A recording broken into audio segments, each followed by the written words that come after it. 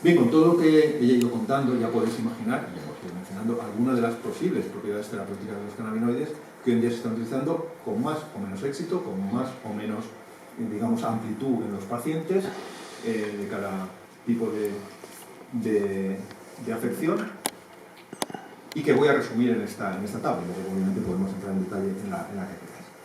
Hoy en día, aunque se están haciendo muchísimos estudios clínicos sobre los cannabinoides, existen dos campos donde yo creo que es claramente más relevante su utilización, donde es más real, donde es más presente, y menos futuro. Bueno, futuro también habrá, pero que ya es presente, ya es realidad. Son distintos campos dentro de la neurología y de la oncología. Los pacientes neurológicos y oncológicos son claramente los más beneficiados hoy en día por la utilización de cannabinoides. En el terreno de la neurología, lo mejor establecido, sin duda, es la inhibición del dolor en distintos cuadros del dolor crónico neuropático, la inhibición de la espasticidad asociada a la esclerosis múltiple y la inhibición de las convulsiones en casos de epilepsias pediátricas refractarias a tratamientos convencionales. Y en el terreno de la oncología tenemos obviamente también esta enfermedad transversal, que es el dolor asociado al cáncer, la inhibición, como he mencionado antes, de náuseas y vómitos en quimioterapias endotógenas utilizadas en oncología, y la estimulación del apetito y la modulación de nuestro metabolismo hacia el anabolismo, hacia la biosíntesis a expensas del gasto energético. Y por tanto, esta es la otra aplicación terapéutica en casos de síndrome del gasto, anorexia, cachexia, en cáncer y otras enfermedades, digamos, de gasto. Estos son lo que mejor conocemos hoy en día. Todo esto lo podemos puntualizar, luego si queréis hablamos de algunas de ellas más en detalle, qué subpoblaciones de pacientes, porque no todo el mundo se beneficia de los cannabinoides, está claro, no todo el mundo tiene eficacia, no todo el mundo lo tolera bien.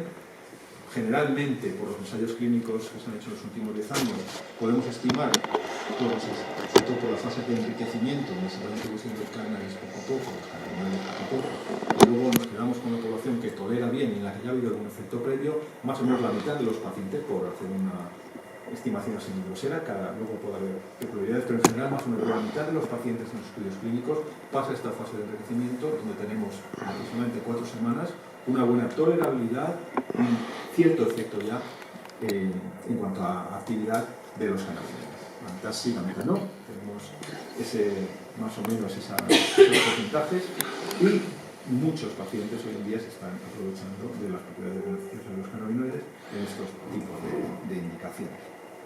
Otras enfermedades, bueno, pues el cannabis también se está desbordando mucho, digamos, el optimismo, yo creo, muchas veces se vende como una panacea, como algo como la poción mágica del Brina Panoramis en los cuentos de Asterix, y obviamente eso no es cierto. El cannabis tiene sus limitaciones, como cualquier otro fármaco, tiene su balance entre eficacia y efectos secundarios, y en algunos casos funciona y en otros no, y dentro de cada indicación, pues luego en cada subpoblación de pacientes funciona o no funciona, mejor o peor en función de muchas variables. Pero sí, se están haciendo muchas otras investigaciones clínicas en el campo de los cannabinoides, y por destacaros algunas, pues algunas afecciones del sistema gastrointestinal, por ejemplo en la esteatosis hepática, en el colon irritable y otros síndromes de enfermedad inflamatoria intestinal, en el sistema musculoesquelético, sobre todo en la artritis reumatoide. Ya hay algunos estudios observacionales que son, dentro de las limitaciones de los estudios observacionales, pero son bastante positivos y que indican que probablemente en el futuro sí podamos tener buenos resultados en ensayos clínicos controlados. Y en el campo de la dermatología también hay bastantes estudios que indican que probablemente podamos tener medicación cannabinoide en el futuro en el mercado accesible a los pacientes, me refiero, no en términos estrictos, sino digamos como un arma más en nuestra farmacología.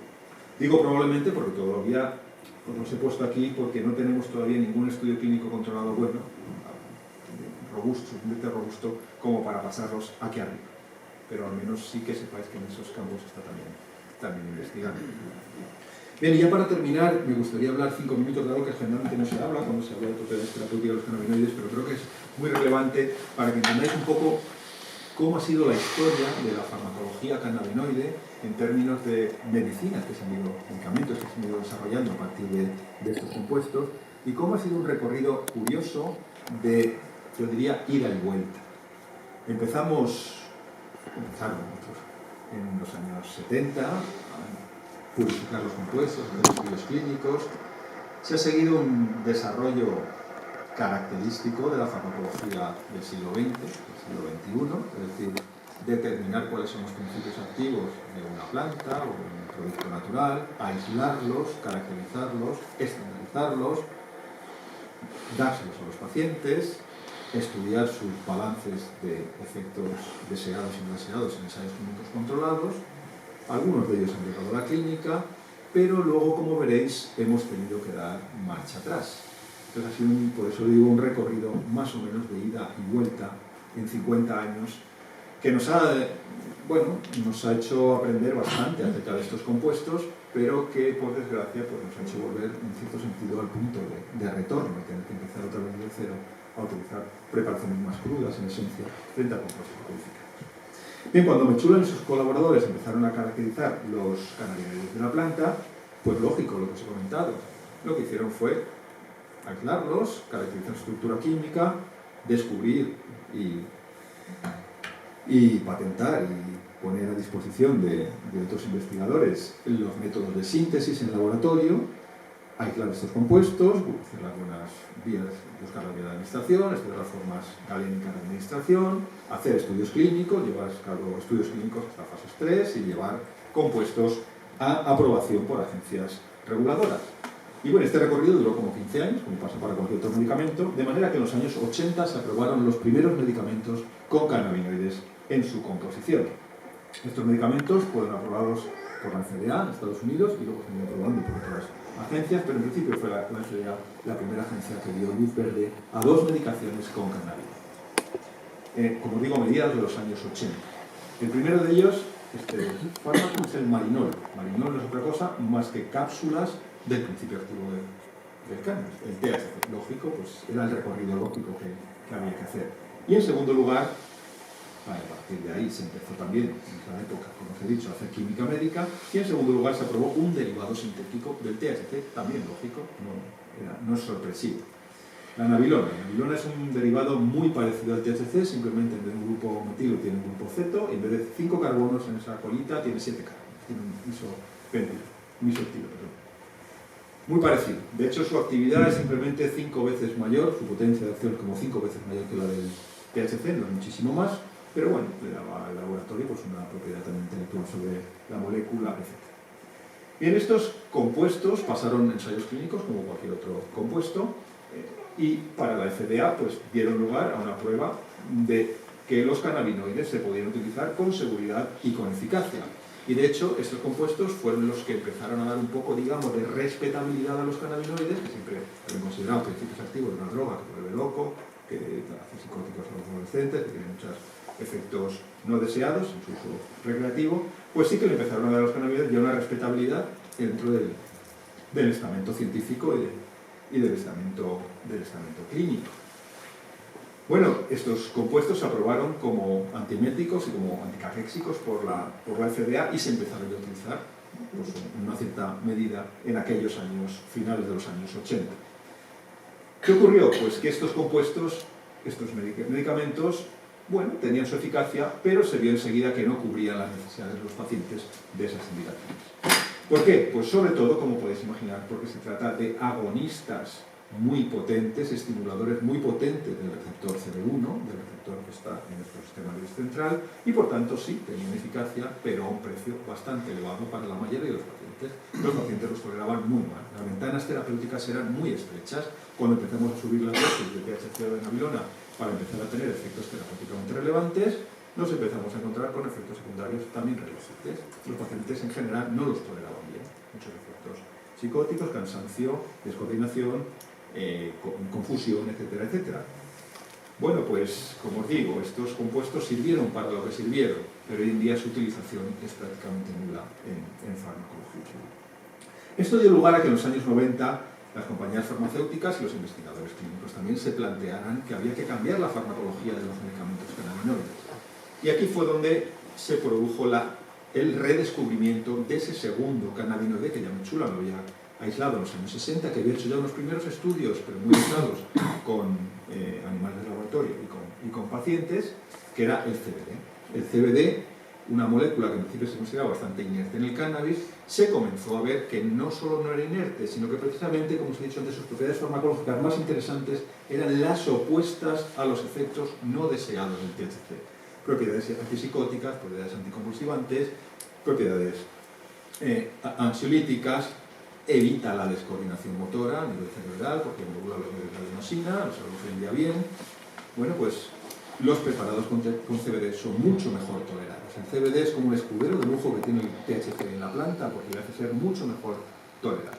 Y de aquí surgió el medicamento más representativo de esta segunda oleada de medicamentos cannabinoides. Como veis, vamos ya a medicamentos más sucios, entre comillas, más de amplio espectro y más crudos con relación a la composición química. El Sativex, como sabéis, es la única medicación hoy en día aprobada por la EMA, en concreto por la Agencia Española del Medicamento, para utilización en clínica. La segunda generación ha sido aprobada también por FDA recientemente, en el caso del Etidolex, no el Sativex, por la EMA, por Health Canada, por autoridades sanitarias también, por organismos reguladores en Australia, Nueva Zelanda y en otros países. ¿Cuál es la ventaja del Sativex con respecto a estos dos medicamentos? Pues claramente que incorpora el CBD. También otros constituyentes de la planta, pero realmente hay muchos estudios preclínicos y algunos pequeños estudios clínicos que nos dicen que los efectos del Sativex se deben casi exclusivamente al THC y al CBD, más que a la participación de otros constituyentes de la planta. Bien, el CBD hace claramente mejor tolerable al Sativex que a las medicaciones anteriores. Pero, aunque se está dispensando bastante, y de hecho es el medicamento estrella del mineral, ha superado ya al Almas, incluso en venta, no lo he dicho, pero el Sativex lo preparó, lo generó una empresa farmacéutica que es inglesa, que es GW Pharma, pero vendió los derechos de comercialización al mineral en toda Europa, excepto Reino Unido, pero lleva Bayer, y al mineral os digo que es el medicamento que tiene más ventas, incluso más que el Almas. Pero aún así, muchos estudios de fase 4, muchos estudios también de comparación con preparaciones crudas de la planta, con otros tipos de preparados cannabinoides, y el Sativex sigue sin cubrir las necesidades de muchos pacientes, aunque es un arma que está ahí, es un medicamento que está para ser utilizado, obviamente, y tiene su nicho y tiene sus propiedades interesantes. Pero ¿cómo podemos mejorar todavía más el Sativex? Bien, el Sativex, como medicamento, tiene una composición química definida, lógica, y tiene un ratio 1:1 de THC y CBD. Este ratio nos hace que pues podamos aplicar con distintos tipos de indicaciones, pero es un ratio fijo. Y hoy en día sabemos que hay indicaciones para las cuales es mejor utilizar más CBD que THC y otras para las cuales es mejor utilizar más THC que CBD. Por ejemplo, en el dolor neuropático hay estudios que nos dicen que es mejor utilizar más THC que CBD. Y por ejemplo, en medicina pediátrica es mejor utilizar CBD que THC, o proporciones más ricas en CBD que en THC. Por tanto, el Sativex sí tiene su ratio 1:1 y puede ser interesante para algunas indicaciones, pero es un ratio, digamos, consenso, que a veces no puede cubrir perfectamente las necesidades de otros ratios mayores o menores entre THC y CBD. El Sativex nos aporta una única vía de administración, lógico, también como un buen medicamento. Es una vía de administración curiosa, es un spray oromucosal que se espolvorea en la cavidad bucal y por tanto los cannabinoides se absorben a través de la cavidad bucal. Se supone que así se pasa, que se evita el paso, digamos, gastrohepático de la vía oral, y que por tanto tiene unas propiedades intermedias. Así fue como se generó esta vía de administración tan peculiar por esa empresa, para que sea intermedia entre una vía rápida y una vía lenta, también una vía consenso de acción intermedia. Pero los estudios farmacodinámicos sobre el Sativex y de cómo fluctúa nuestro organismo, cómo actúa y dónde actúa y cuánto tiempo farmacocinética tarda en actuar, han hecho ver con el tiempo que en realidad esta vía de administración es bastante lenta. Es una vía mucho más parecida a la oral en cuanto a propiedades farmacocinéticas que a una vía rápida de entrada en nuestro organismo. El Sativex, para que os hagáis una idea, proporciona alivio sintomático en 45-50 minutos hasta aproximadamente 2-3 horas. Claro, eso puede ser interesante para algunos pacientes, pero si tiene un brote, tiene una convulsión, tiene un ataque agudo de dolor, pues obviamente necesita un alivio sintomático más rápido. Y eso es lo que podemos hacer, no fumando un porro, se puede hacer fumando un porro, pero obviamente no es una vía recomendable desde el punto de vista farmacológico, sino con la vaporización. Pues existen ya dispensadores de vaporización, que obviamente no producen una combustión cercana, sino producen un vapor, producen una nebulización, y por tanto no están asociados de ninguna manera a los efectos nocivos que produce el gas de cualquier combustión resultante de una planta. Y ya tenemos programas de dispensación de cannabis medicinal donde la Seguridad Social, como en Alemania por ejemplo, cubre el vaporizador de los pacientes. Entonces hoy en día sí podemos utilizar el Sativex o la vía oral para una vía de mantenimiento, pero podemos también utilizar la vaporización para un alivio sintomático en pocos minutos.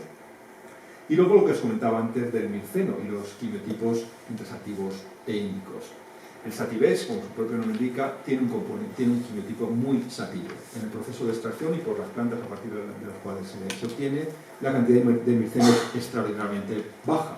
Y por tanto el Sativex es un fármaco bastante estimulador, dentro de que es una molécula cannabinoide que es depresora del sistema nervioso, pero produce un efecto bastante, sobre todo, de espabile en los pacientes. De hecho, muchos pacientes que se quejan con Sativex no duermen bien, porque relaja el cuerpo, digamos así, pero activa la mente. Y, bueno, pues corresponde claramente a un quimiotipo sativo del cannabis, mientras que hay pacientes que prefieren utilizar un quimiotipo sativo durante el día, porque así pueden estar espabilados, pero durante la noche utilizar un quimiotipo índico para poder descansar bien. Bueno, y esto le añadiríamos obviamente el alto coste económico. Bueno, los tres primeros serían claramente cuestiones, digamos, científicas, los otros serían una cuestión sociosanitaria, que también es relevante, está claro, sobre todo en épocas de crisis, en sistemas de seguridad social que están un poco al borde de la quiebra, pero bueno, que también hay que tener en cuenta. Pero vamos, desde el punto de vista, digamos, científico, son esos tres puntos los que el Sativex hace que, pues, sea mejorable, digamos. Y aquí es donde hemos dado la vuelta ya al principio de la historia, casi a los milenios de utilización del cannabis. La tercera generación de preparación de cannabis han sido incluso de medicaciones que ya aprobadas también por agencias reguladoras, son de cannabis crudo, de preparaciones crudas de cannabis, donde tenemos THC, donde podemos tener CBD, donde podemos tener mirceno y donde podemos variar las vías de administración. Obviamente estas preparaciones no son medicamentos, en su gran mayoría, algunas sí, pero la mayoría no. Son preparaciones de grado nutracéutico, de grado suplemento alimentario, pero con características suficientemente adecuadas para el consumo, la seguridad y el consumo humano.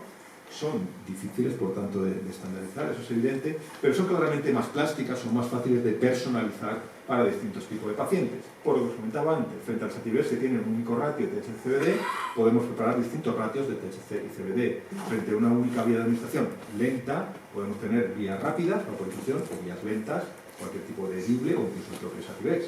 Frente a un quimiotipo más estimulador, tenemos posibilidad de tener quimiotipos más estimuladores o más sedantes, obviamente un coste económico bastante menor. Y aquí ha sido donde han surgido los programas gubernamentales de dispensación de cannabis medicinal. Programas controlados, programas con sustancias bien estandarizadas, como os digo, al menos de grado nutracéutico, y que han dado lugar a que países como Canadá, Israel o Alemania pues hayan implementado estos programas en beneficio del paciente. Muchas veces cuando se habla en los medios de comunicación parece que hay una disputa entre qué es lo que debemos utilizar para los pacientes, Sativex o cannabis. Y la disputa no es esa, la cuestión es clara y así lo han resuelto todos los países que han regulado el cannabis medicinal. La solución es Sativex y cannabis. El Sativex tiene obviamente su nicho de utilización, tiene sus propiedades y es un medicamento muy interesante en muchos tipos de pacientes, pero hay muchos pacientes que no toleran bien el Sativex o para los cuales el Sativex no tiene la eficacia o la rapidez de acción que debe tener el cannabis administrado por otras maneras. Y todos estos países han optado obviamente por eso, por tener el Sativex y por tener otras formas de acercarse al paciente para mejorar su estado de salud, sobre todo, como podéis imaginar, en pacientes de enfermedades debilitantes, de enfermedades crónicas, de enfermedades en las cuales hay que utilizar muy distintos tipos de preparados o de medicamentos para tratarles, pacientes polimedicados, pacientes altamente debilitados y para los cuales el cannabis en muchos casos está siendo una solución paliativa muy relevante. Por ejemplo, en el programa que mejor estandarizado está en términos, digamos, farmacológicos de dispensación de cannabis medicinal, que es el programa de Israel, hoy en día en Israel tienen claramente tipificadas 13 preparaciones distintas de cannabis. Sería inviable encontrar 13 medicamentos hoy en día, con todo lo que supone ensayos clínicos de dinero, de coste, de tiempo, etc. Es inviable hoy en día tener 13 medicaciones, pero tenemos 13 preparados de grado nutracéutico que son perfectamente seguros para ser utilizados por los pacientes. Tenemos en Israel en concreto preparaciones ricas en THC, preparaciones ricas en CBD y preparaciones balanceadas en THC y CBD. 3. Multiplicado por vía de administración lenta, normalmente de aceite, de jarabe, de algo similar, o vía de administración rápida en forma de vaporización. 3 por 2, 6. Todas ellas con quimiotipo más relajante o con quimiotipo más estimulador. 6 por 2, 12. Más CBD purificado para usar en medicina pediátrica y facilitar cualquier postulación no deseada del THC sobre el desarrollo del sistema nervioso, etcétera, de un niño o de un adolescente. Y obviamente, como digo, a costes económicos mucho menores.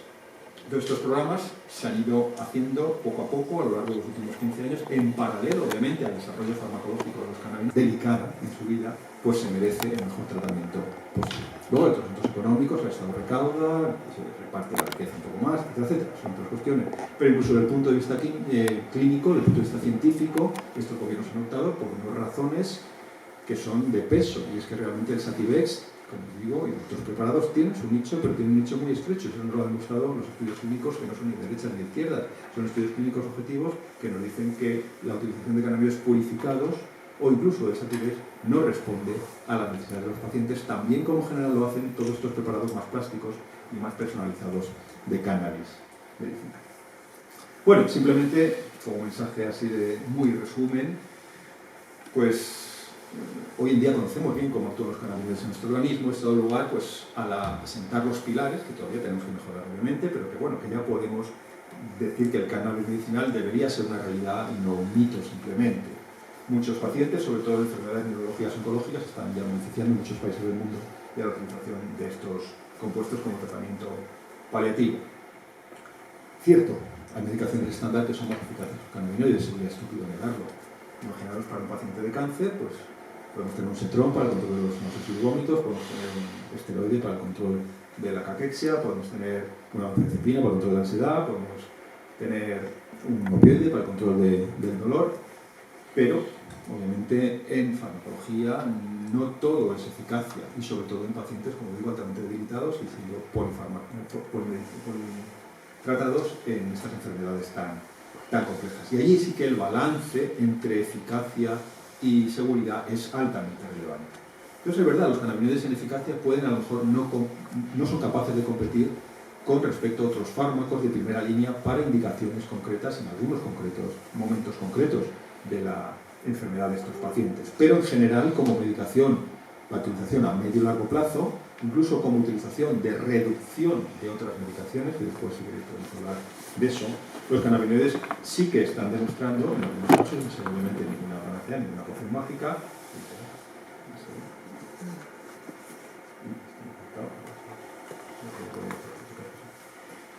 pues sí que pueden ser utilizados por estos pacientes.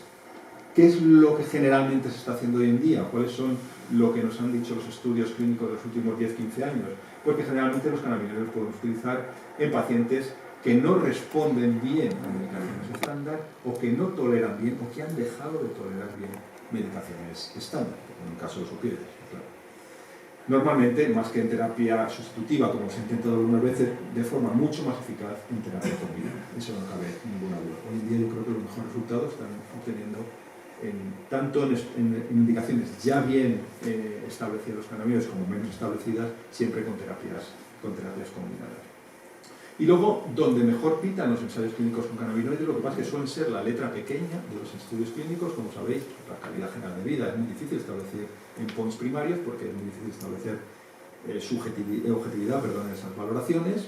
Y bueno, pues normalmente no se valoran como variables primarias en los estudios clínicos estos parámetros de calidad general de vida. Entonces, en general, cuando uno se ve las variables primarias y secundarias de un estudio clínico con cannabis, en lo que mejor responde el cannabis siempre es en esta calidad general de vida. El paciente igual no está mejor en un síntoma concreto, pero el paciente se siente mejor. Y eso, repito, en estas enfermedades es altamente importante, aunque sean ensayos controlados con placebo. Prefiero que no es un efecto placebo, pero el paciente se siente mejor, aunque a lo mejor en una escala motora, en una escala psiquiátrica, en una escala cognitiva, en una escala metabólica, no da mejores tendencias, no llega a ser muy significativo, pero el paciente se siente mejor. Y en este sentido, tenemos a nuestro alcance un medicamento, por lo menos preparaciones estandarizadas de una planta, con un grado de suplemento alimentario que nos produce de una sola, digamos, con una sola medicación varios